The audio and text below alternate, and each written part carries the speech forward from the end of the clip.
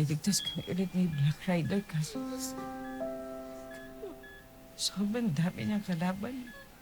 Sobrang. Mama Bells! Huwag niyo po akong iwan!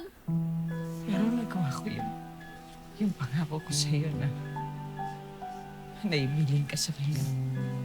Nasabi ko yung tungkol sa'yo.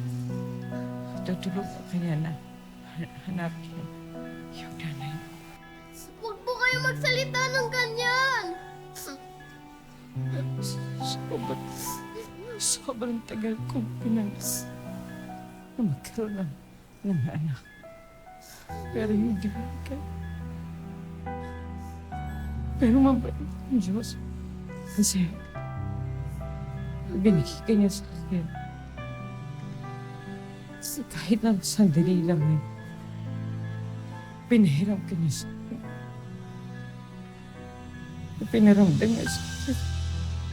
Paano maging isang ina? Kahit na anong nangyari, gagabayan kita. Alam ko may nanay mo.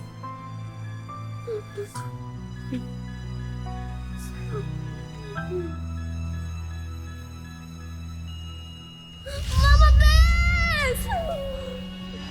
Mama Bells! Huwag mo kayo iwan! Mama Bells!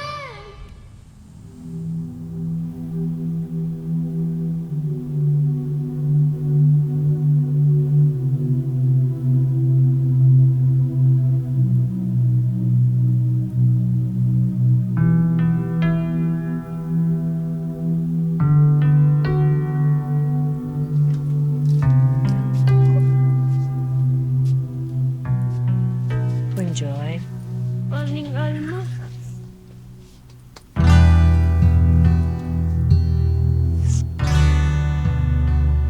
Wala na po yung nanay-nanayan ko.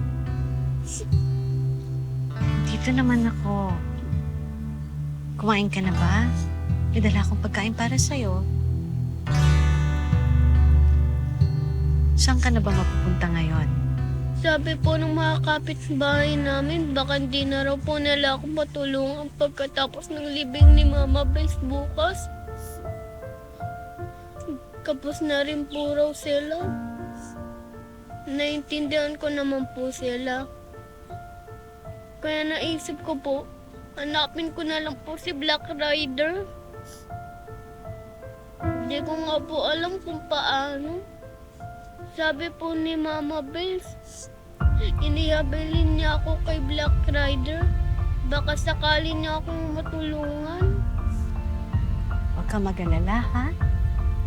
Ako na muna ang kukup-kup sa'yo. Hindi kita pababayaan. Pero nakakahiya naman po. Baka makabigat lang po ako sa inyo. Naku, hindi. Basta ako nang bahala sa'yo, ha? Tsaka bukas, may pakikilala ko sa'yo. Sino po?